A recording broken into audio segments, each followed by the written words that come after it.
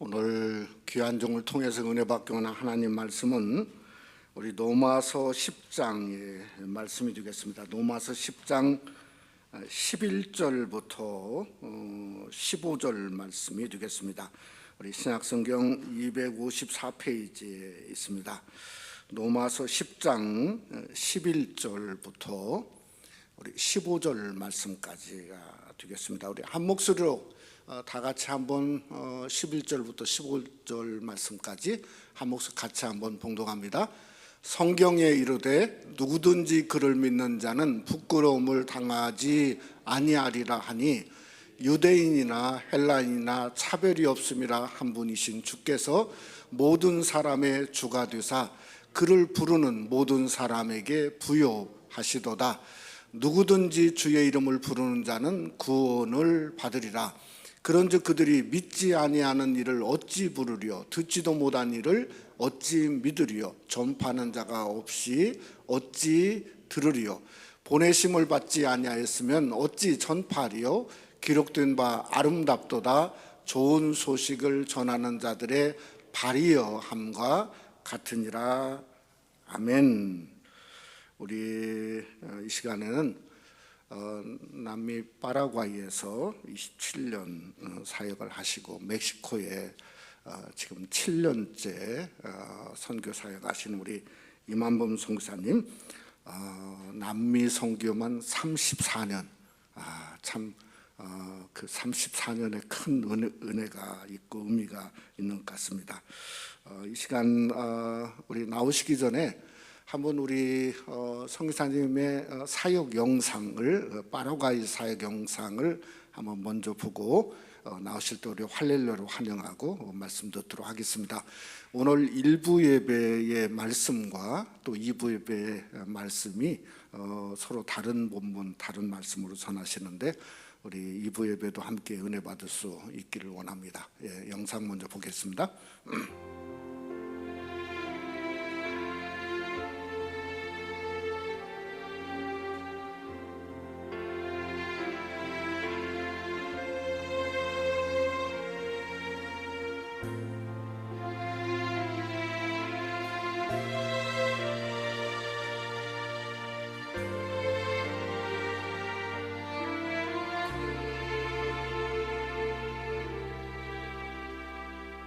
난 죽어도 내가 가야 할 배를 탄다. 두려움 내 앞에 서서 해낼 수 없다 하지만 나의 사명 흔들림 없다. 난 실패한다 해도 충성 듣고 간다. 이길 수 없는 저 바다 나를 기다린다 해도 나의 노를 저으리. 힘써 나의 바다를 전하고 나의 힘을 여기다 모두 쏟으리. 비록 지쳐 돌아갈 수 없다 해도 결코 나는 이 노를 놓지 않으리. 기쁨마다 두려워 안고 나가리.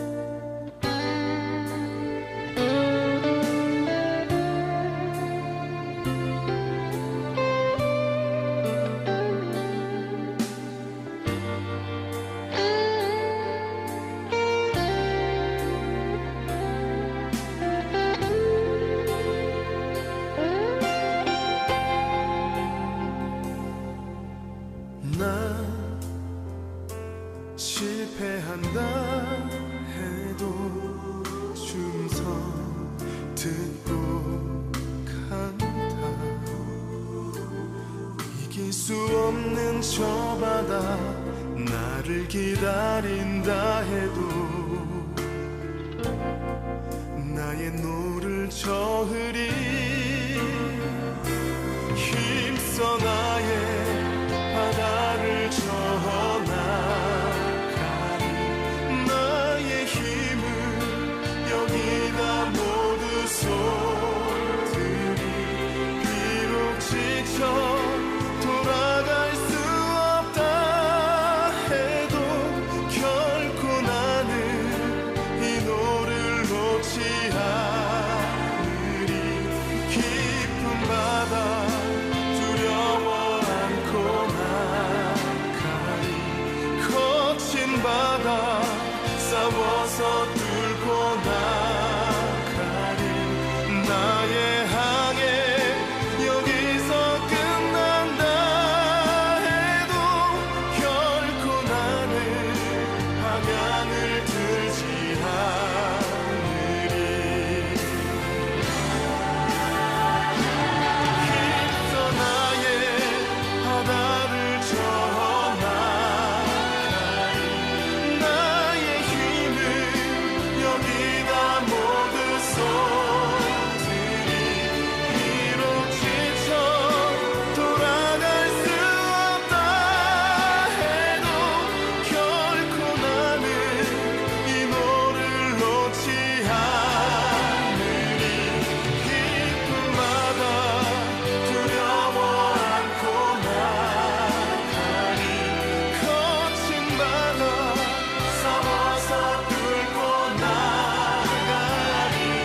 나의 항해 여기서 끝난다 해도 결코 나는 방향을 들지 않으리.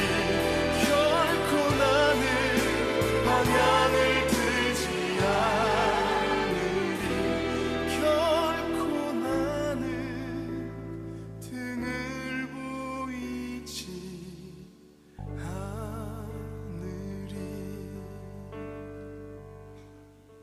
파라과이 선교의 27년 사역을 영상으로 담은 것 같습니다. 이 시간 성교사님 나오실 때 우리 할례로 환영하고 모든 사람에게 기쁜 소식이라고 하는 제목을 통해서 은혜 받는 시간이 되어지기를 원합니다. 할렐루야. 할렐루야. 네, 모든 영광을 하나님께 올립니다. 하나님께서 하셨습니다. 하나님께서 하신 일을 다 사진에 다 담을 수는 없고 더 보이지 않는 데서 더 역사하신 일들이 많았습니다. 근데 잠시 같이 보셨습니다만은 저도 근래는 잘 안 봤는데 보니까 하나님께서 큰 일을 하셨다 하는 생각이 다시 들어서 모든 영광을 하나님께 드립니다. 오늘뿐만 아니라 제가 16년 전에 잠깐 우리 새생명교회를 지나갈 일이 있어서 들렸었는데 그때 마침 우리 목사님께서 설교하시고 또 같이 식사를 하고 가라고 그러셔서 식사를 하고 갔었는데 제가 잊을 수가 없어요. 어떻게 우리 목사님께서 따뜻한 마음으로 잘해 주셨던지 잊지 못하고 살다가 마침 제가 또 치아를 치료할 일이 있어서 미국을 가야 되겠는데 뭐 이렇게 지금 코로나 사태로 함부로 어디 갈 수도 없고 그래서 목사님께 잠깐 연락을 드렸더니 목사님께서 K 오라고 그러셔서 오게 되었습니다. 지나가는 나그네에게 찬물 한 그릇 대접하는 것도 하나님께서 결단코 잊지 않으시고 상을 베푸심하고 하셨기 때문에 그 전능하신 하나님께서 목사님 가정과 성도님들의 가정에 큰 상을 내리시기를 간절히 기원합니다. 오늘 주신 말씀 잠깐 다시 보시면서 은혜를 나누고자 합니다. 고린도전서 2장 1장 22절로 2장까지 보면은 유대인들이 부끄러워하는 것이 한 가지 있는데, 당시에 로마의 식민지하였을 때에 유대인들은 부끄러운 것이 한 가지 있었습니다. 뭐냐면은 자기 민족 중에 나사렛에서 태어난 예수라는 사람이 소란을 일으키고, 가는 곳마다 소란을 일으키고 잘못해서 자기들에게 이교로 찍히던 사람인 이 예수가 마침내는 로마 병정들에 의해서, 로마 법에 의해서 십자가에 못 박혔다는 사실입니다. 그렇기 때문에 유대인들은 그럴 리가 없다, 우리의 메시아로 왔으면 마치 모세나 여호수아처럼 정말 홍해바다를 가르고 또 요단강을 갈라서 건너갈 수 있도록 하는 그런 능력이 있는 지도자, 또 광야로 올 때에 그들이 농사를 지은 적도 없지만 하루도 굶기지 않으시고 먹이시는 하나님, 그렇게 중간에서 중재했던 모세, 그런 위대한 사람이 와서 이 로마의 속박에서 벗어나 주기를 원했는데, 힘없는 시골, 힘없는 사람으로 목수의 아들로 태어나서 천국의 비밀을 말해준다고 가르치면서 끝내는 자기들이 세워놓은 635가지의 율법, 그러니까 바리새인들과 사두개인들, 서기관들이 앉아서 작성해 놓은 많은 법률에 어긋난다 그겁니다. 그러더니 끝내는 십자가에 못 박혀 죽은 그 사람 때문에 부끄러워하고 있었습니다. 그런가 하면 헬라인들은 또 그것이 지식적이지 않다, 너무 단순하다, 아무것도 배울 것이 없다. 헬라인들은 정말 지식을 사랑하는 사람들이었고 철학을 사랑하는 사람들이었고, 따지고 보면 이 지구상에 있는 모든 학문의 시작이 이 헬라 문화권에서 시작했다고 해도 과언이 아니지 않습니까? 잘 아시는 대로 알렉산더가 지중해난의 모든 나라들을 통일한 다음에 모든 학문의 시작을 거기서부터 시작을 합니다. 여러분이 잘 아시는 대로 철학의 기원, 또 의학의 기원 히포크라테스, 그리고 수학의 기원 피타고라스, 모든 학자들이 그때의 모든 학문의 기초를 놓았다 해도 과언이 아닙니다. 사실은 중세의 철학이나 수학, 이 모든 천문학이 이 고대 헬라 시대에 시작된 것이죠. 그래서 그 사람들은 학문을 그렇게 사랑했습니다. 그러나 우리 예수님께서 오셔서 천국의 비밀을 말씀하시고 이렇게 하셨지만, 그 사람들은 그것을 학적인 가치로만 따지면서 이거는 학적인 가치가 없다 하면서 받아들이질 않았습니다. 거기에 우리 고린도전서 1장 12절에 유대인은 그러므로 표적을 구하고, 모세와 같은 그런 표적을 구해줄 사람을 구하고, 헬라인은 지혜를 찾으나 우리는 예수 믿는 우리는 십자가에 못 박힌 그리스도를 전하니 유대인에게는 거리끼는 것이요 이방인에게는 미련한 것이로되. 방금 말씀드린 것과 같이 유대인들은 정말 신비한 일들을 일으킬 것이다, 메시아가 오면, 그렇게 생각을 했고, 또 헬라인들은 틀림없이 정말 모세와 같이 애굽의 문물을 40년간 공부하고 광야에서 40년간 그것을 또 적용하면서 훈련을 받고 80세가 되어서 일을 했다고 하는 그런 위대한 지도자가 다시 태어날 것이다, 이렇게 했지만 헬라인들의 기대도 못 미쳤고 유대인들의 기대도 못 미친 것입니다. 그러나 바울이 말하고 싶은 것은, 그럼에도 불구하고 우리의 죄 문제를 해결해 주신 예수 그리스도야말로 우리의 진정한 메시아이시다, 진정한 구세주이시다 하는 것을 강하게 외치고 있습니다. 오늘 로마서 같이 읽으신 10장에서도 바로 이 점을 강조하고 있는 것입니다. 누구든지 주의 이름을 부르는 자는 구원을 얻으리라. 여기에 누구든지는 헬라인이나 유대인이나 남녀노소를 불문하고 누구든지 주의 이름을 부르는 자는 구원을 받으리라. 그런데 여기서 주님의 이름을 부를 때에 그냥 지나가는 이름을 부르는 것이 아니고 신앙 고백을 말하는 것입니다. 마치 마태복음 16장 16절에서 베드로가 주는 그리스도시요 살아계신 하나님의 아들이십니다. 정말 오고 오는 시대에 이만큼 훌륭한 신앙 고백이 없습니다. 근데 이 신앙 고백이 우리의 신앙 고백입니다. 주는 그리스도시요 살아계신 하나님의 아들이십니다. 그러므로 이런 신앙 고백과 함께 주님의 이름을 부르는 자가 구원을 받습니다. 맨 처음 이 주님의 이름을 부른다 하는 단어가 시작된 것은 창세기 4장 26절입니다. 아벨과 가인이 같이 제사를 드렸는데 하나님께서 아벨과 그 제사는 제물은 받으시고 가인과 그 제물은 받지를 않으셨습니다. 왜냐하면 평소에 아벨의 신앙, 그 믿음을 보시고 그 사람을 먼저 받고 제물을 받으셨습니다. 하나님이 배가 고프신 분이 아니시죠? 그러므로 먼저 그 사람을 받으시고 마찬가지입니다. 예배하는 자를 먼저 받으십니다. 그런데 가인은 그렇게 하지를 못했습니다. 그래서 그만 가인이 무서운 죄를 지었고 그러므로 그 아벨을 대신해서 하나님께서 셋을 보내십니다. 그래서 셋의 후손들이 사람들이라고 이렇게 표현이 되어 있는데 셋과 그 자녀들이 함께 주의 이름을 부르게 됩니다.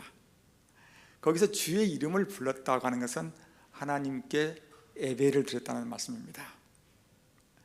그러므로 이 말씀 속에 주의 이름을 부른다 하는 말씀 속에는 예배를 드리는 자를 말합니다. 나를 위해서 십자가에 죽으신 예수 그리스도를 나의 구세주로 고백하고 예배를 드리는 모든 사람에게 구원을 베푸신다는 말씀입니다. 헬라인이나 유대인들이 구하는 것과는 정반대인 상황입니다. 낮고 낮은 베들레헴의 마구간에 태어나셔서 나사렛에서 성장하신 예수님은 당신은 종들보다도 바리새인들이 서기관들이 엄청나게 화려한 옷을 입고 엄청나게 많은 부를 누리면서 호리호식하면서 예배를 드리는 것을 하나님께서 더 기쁘시게 받으신 것 같았으나 우리 하나님께서는 그들을 가르쳐서 예수님의 입술을 통해서 이 외식하는 자들아, 이 외식하는 자들아, 마치 가인을 꾸짖듯이 꾸짖으신 것입니다. 왜냐하면 그들의 마음을 들이지 않고 예수님을 계속해서 반대하고 천국의 진리 말씀을 전해주지만 반대하고 그러면서 자기들은 하나님께 예배를 드린다고 하지만 우리 예수님께서 신령과 진정으로 예배하는 자를 찾으시는 자는 정말 그 사회에서 소외되고 사람 취급을 못 받는 삭개와 같은 세리장들, 세금을 걷는 자들, 대단히 어렵게 사는 사람들,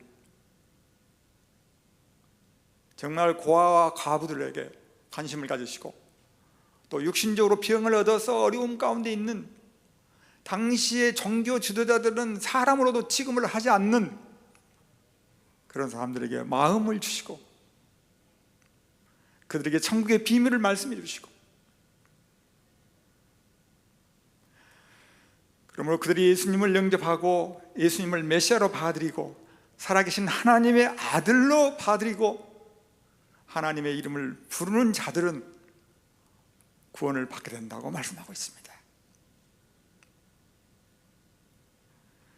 하나님은 오늘도 이런 자들을 찾고 계십니다. 정말 사회에서는 내놓을 것이 없고 오직 그 마음이 하나님께로만 향해 있는 이 땅에 한 번 오신 예수 그리스도를 천하의 다른 이름으로는 구원받을 만한 이름을 주신 적이 없고 유일하게 구세주로 오신 예수 그리스도를 유일한 구세주로 부르시는 저와 여러분의 예배를 받으십니다. 우리가 예배를 드릴 때 같은 성령으로 같은 말씀으로 그리스도의 몸이 되는 것입니다. 그리스도의 몸에 붙어 있지 않으면 아무런 열매도 맺힐 수 없다고 요한복음 15장에 말씀되어 있습니다. 그러므로 저와 여러분은 한 피바다 한 몸 이룬 형제요 자매입니다. 이렇게 모여서 드리는 예배를 기쁨으로 받으시고 풍성하게 부욕해 해 주신다고 말씀되어 있습니다. 오늘 말씀이 11절부터 15절까지 이렇게 차츰 이렇게 단계적으로 되어 있지만 실상은 같은 시간에 일어나는 말씀입니다. 우리가 어릴 때에 이렇게 팽이를 치지 않습니까? 그러면 팽이 위에다가 색깔을 4가지 색깔을 칠했다고 봅시다. 돌 때는 같이 도는 거 아닙니까? 색깔은 틀리지만 마찬가지입니다. 오늘 말씀을 자세히 보면은 이와 같은 신앙 고백과 함께 예수님의 이름을 부르는 자가 구원을 받게 된다고 말씀하시면서 그러면 믿음이 어디서 나와서 부르게 되느냐 하는 것입니다. 여러분, 모든 사람은 부패하여 아담의 후손으로 태어나서 한 사람도 없나니 의인은 없나니 한 사람도 없다고 로마서 3장 10절에 말씀했습니다. 그러므로 우리 스스로 마음속에서 믿음이 나올 수는 없습니다. 그러면 어디서 믿음이 온다고 했습니까? 로마서 10장 17절에 조금 내려가면은 믿음은 들음에서 나온다고 했습니다. 들음은 곧 하나님의 말씀이라고 했습니다. 물론 그때는 하나님의 말씀이 양피지에 기록되어 있었습니다. 오늘날은 너무나 성경 말씀이 흔하다 보니까 또 말씀을 잘 안 읽습니다만은 제가 있는 숙소에도 성경책이 3권이나 있더라고요. 서랍 속에. 말씀을 오늘날은 읽으면서 옵니다. 물론 말씀을 또 설교 말씀을 통해서 들으면서 오지요. 그런데 그 시대에는 이 로마서를 기록할 당시에는 구약 성경 두루마리 성경들이 있었습니다. 한 교회에 그저 하나 정도 두루마리 성경이 있었는데 이 말씀을 하나님의 말씀을 들어야 믿음이 생깁니다. 말씀을 들어서 신앙 고백을 하는 것을 여기서 말씀하고 있습니다. 그런데 이 말씀을 또 오늘날은 누군가가 전해 주어야 저와 여러분이 증인의 삶을 살면서 밖에 나가서 또는 집에서 전화로 오늘날은 전화를 통해서 카톡이 생겨서 얼마나 감사한지 몰라요. 제가 고등학교 때 친구들로부터 또 우리 친척 중에서 안 믿는 사람들이 있거든요. 때는 이때다 하고는 카톡을 통해서 열심히 전도하고 있습니다. 참 기회가 잘 됐어요. 그분들도 집에 있으니까 카톡 오면 좋아합니다. 그래서 전도를 부지런히 하는데 좋은 기회입니다. 마찬가지입니다. 또 우리 멕시코 성도님들 이렇게 1호 방문을 또 전화를 통해서 하고 또 병중에 있는 분들은 또 전화를 통해서 기도해드리고 또 안 믿는 분들을 이렇게 전화번호를 얻어서 또 계속 전도를 하고 있습니다. 그래서 메시지를 간단하게 녹음해서 전해드리고 있습니다. 이렇게 누군가가 들려주는 사람이 있어야 믿음이 생깁니다. 이렇게 들려주는 것을 전파해 주는 사람이 있어야 한다고 하면서 헬라 원어에 보면은 전파해 주는, 이 전파하는 일은 현재 진행형으로 되어 있습니다. 그래서 디모데후서 4장 2절에서 때를 얻든지 못 얻든지 항상 힘쓰라고 했습니다. 여러분, 전도하는 일은 진행형입니다. 언제까지? 여러분과 제가 각자 천국에 들어가는 순간까지, 마지막 정말 유언을 하는 순간에도 전도를 해야 됩니다. 왜냐하면 천국에 들어가는 순간까지 진행형입니다. 계속해서 때를 얻든지 못 얻든지 장소를 가리지 말고 언제 어디서나 끊임없이 전파해 주어야 하나님의 말씀을 듣고 거듭나서 신앙 고백을 하게 됩니다. 그러면서 이어서 말씀하기를, 이렇게 계속해서 전해준 자가 있어야 한다고 하면서 전파하는 자는 혼자 되는 것이 아니고 보내주는 사람이 있어야 한다, 이렇게 말씀했습니다. 여기서 또 파송해 준 사람을 가리켜서 여기서는 이제 수동태를 쓰고 있습니다. 15절에 보내심을 받지 아니하였으면, 이 보내심을 받았다는 말씀이 수동태로 되어 있습니다. 어찌 전파하리요? 기록된 바 아름답도다 좋은 소식을 전한 자들의 발이여함과 같으니라, 이렇게 말씀되어 있습니다. 보내심을 받아야 됩니다. 물론 궁극적으로는 살아계신 성삼위 하나님께서 역사해 주셔야 됩니다. 우리 잘 아시는 대로 구약 성경에 요나가 있습니다. 요나가 하나님이 니느웨에 가서 복음을 전하라고 보내신 것입니다. 사명을 주어서 보내십니다. 그러나 어찌했습니까? 이리 빼고 저리 빼고 계속 핑계치다가 이제 다시스로 도망을 가려고 요빠 항구에 갔더니 마침 그리 가는 배가 있어서 타고 배 밑창에서 이제는 하나님이 모르시겠지 하고 잠을 자고 있었습니다. 그러나 풍랑이 일어나서 기어코 다시스에 가서 니느웨에 가서 복음을 전하게 하시려고 물고기 뱃속에 사흘간 집어넣었다가 거기서 기도 많이 하게 하시고 회개하게 하시고 다시 니느웨로 보내셨습니다. 물론 니느웨가 정말 사람 생각으로는 갈 곳이 못 됩니다. 왜냐하면 잘 아시는 대로 아시리아 사람들이 얼마나 사마리아 사람들을 괴롭혔습니까? 얼마나 이스라엘 사람들을 괴롭혔습니까? 농사 지으면 다 뺏어가고 종래에는 포로로 잡아가면서 반항한 사람이 있으면 거꾸로 사람을 엎어놓고 발바닥을 다, 이 피부를 다 벗기고 뼈가 나온 상태에서 걸어가게 했어요. 지금까지 포로를 괴롭힌 이 인류 역사 이래 가장 잔인한 일이라고 그럽니다. 그런 사람들은 망해야지 않겠습니까? 이 요나가 생각할 때. 그러나 우리 하나님께서는 그곳에 가서 복음을 예치라는 겁니다. 하나님께서 여러분들이 회개하지 않으면 이 니느웨 성을 멸망시키실 것이다. 가서 그렇게 예치라는 겁니다.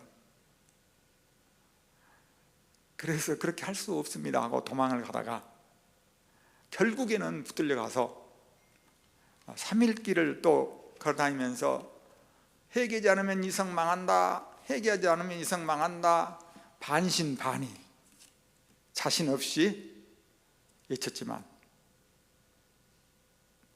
나머지 일은 하나님께서 하셨습니다. 정말 짐승으로부터 모든 백성과 왕이 죄를 무릅쓰고 회개하여 그 심판을 면했다고 하는 것입니다. 여러분, 우리가 전도할 때 끝장을 하루아침에 보려고 하지 마십시오. 우리가 복음을 제시하면 그 후의 일은 전능하신 하나님께서 책임져 주십니다. 어느 할아버지가 그러셨다죠. 이게 시원한 나무 밑에 정원에 앉아 계셨는데, 한국에서 그 대학생 선교에서 오셔서 그 사형리를 제시하면서 한 학생이 할아버지 꼭 예수 믿으셔야 됩니다. 모든 사람은 죄인입니다. 사형리에 나와 있는 대로 복음을 제시했답니다.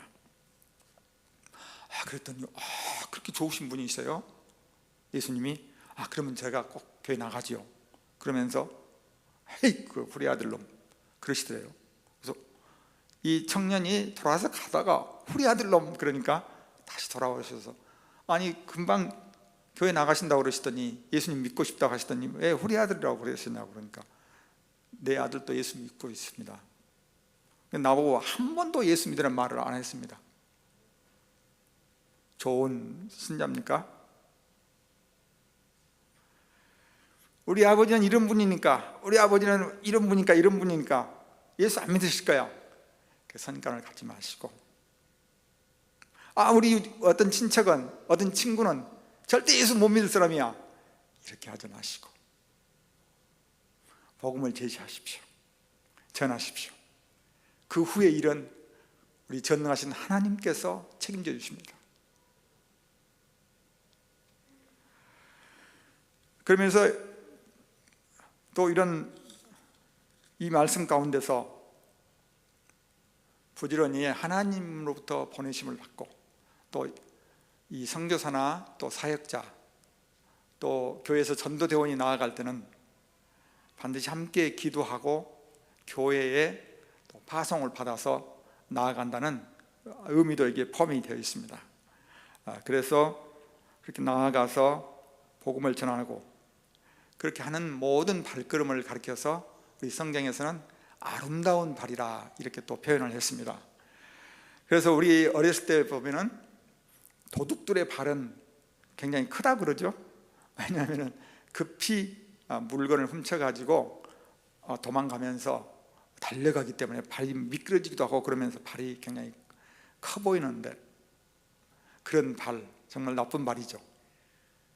그런가 하면은 이 하나님께서 주신 좋은 발을 가지고 이곳저곳 다니면서 이간 붙이는 그런 발도 있습니다. 그러나 오늘 성경에서 말씀하시는 이 아름다운 발은 복음을 싣고 다니면서 이웃에게, 저 이웃 나라에게 부지런히 복음을 전파하는 그 발을 아름답다고 여기에 축복하셨습니다. 저와 여러분이 이 하나님께서 주신 건강, 하나님께서 주신 이 양다리를 정말 복음을 싣고 다니는 아름다운 발로 사용하십시다. 여러분 성도님들께서 이웃 나라인 이 멕시코에 수년 동안 이렇게 복음을 전해주신 것 감사합니다. 여러분들께서 손흥민 선수를 모르신 분 안 계시죠? 손흥민 선수. 지난 2016년이죠. 러시아 올림픽 때 2018년인가요?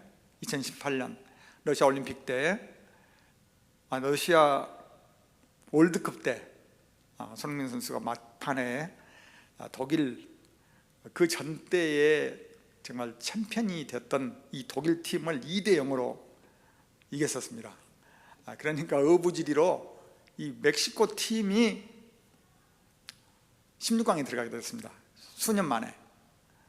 그러니까 이 멕시코인들이 너무 기뻐가지고 저도 같이 멕시코 성도님과 보고 있었습니다만은 춤을 추고 난리를 치고, 이제 또 시티에서는, 멕시코 시티에서는 대사관에 몰려가가지고, 한국 대사관에 몰려가가지고 대사님 나오시라고 해가지고 목마를 태워드리고 막 했었습니다.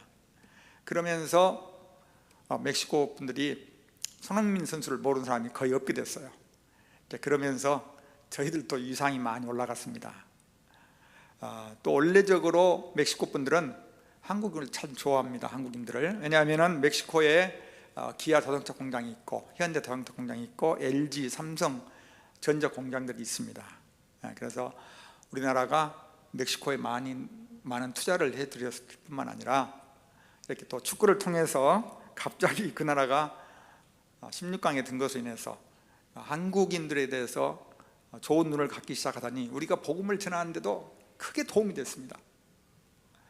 이러한 것입니다. 하나님께서 우리 한민족을 세계 곳곳에 이렇게 보내시고 마지막 때에 복음을 전하라고 가는 곳마다 다 교회를 세우게 하시고 그 민족들을 향해서 복음의 빚진 자로서 열심히 전하고 있는 것을 보면서 하나님께 영광을 돌립니다. 여러분, 이 지구상에 많은 민족이 있고 많은 사람들이 벌써 70억이 넘어가고 있습니다. 이 마지막 때 우리 민족에게 이 복음을 주셔서 전하게 하시는 것이 어떤 뜻이 있습니까? 살아계신 하나님께서 이미 우리가 많은 서구 선교사님들 통해서 복음을 받아들이게 하시고 이제 그 복음을 우리만 가지고 있을 것이 아니라 정말 아름다운 발길이 되어서 세계 만방에 복음을 전하라고 이렇게 큰 은혜를 베푸신 줄로 압니다. 여러분, 우리가 누가복음 10장에서 보시는 대로 한 사람이 예루살렘에서 여리고로 내려가다가 강도를 만났습니다. 근데 그때 마침 그 곁을 강도 만나서 다 털리고 쓰러져 있는 사람 곁을 제사장이 먼저 지나가다가 자기도 해를 입을까 봐 빨리 지나가게 됩니다. 잠시 후에 레인이 또 그것을 지나가게 됩니다. 자기도 해를 입을까 봐 지금 신음하고 있는 사람을 못 본 척하고 빨리 지나갑니다. 여러분, 여기에서 여리고로 내려가는 길이라고 했습니다. 여러분, 예루살렘으로 제사장이나 레인이 빨리 가야 할 때가 있습니다. 왜냐하면 하나님께 당시에 제사를 지내기 위해서 제사장과 레인이 빨리 시간을 저촉해서 올라가는 수가 있습니다. 그러나 성경이 분명히 말씀하시기를 내려가는 길이라고 했습니다. 제가 거기를 다녀온 지가 몇 년 됐는지 지금 잘 오래전에 다녀왔습니다만은 정말 그 예루살렘에서 여리고로 내려가는 그 길을 보면 참 험합니다. 그렇게 험할 수가 없어요. 이 한 산골짜기가 한 20여 개가 한눈에 들어옵니다. 이 골짜기가 들어오는데 그 골짜기 사이로 해서 여리고에 도달하게 되어 있습니다. 또 예루살렘에 도달하게 되어 있습니다.